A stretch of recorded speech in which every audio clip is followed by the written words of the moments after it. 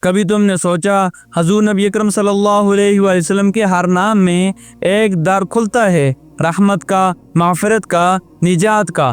حضور نبی اکرم صلی اللہ علیہ وآلہ وسلم نے فرمایا، میں اپنے کچھ نام تمہیں بتاتا ہوں۔ محمد، جس کی زمین و آسمان میں تعریف ہو، اللہ نے خود جس کی شان بیان کی۔ احمد، جو اللہ کی سب سے زیادہ حمد کرتا ہے، ہر حال میں، ہر سانس میں۔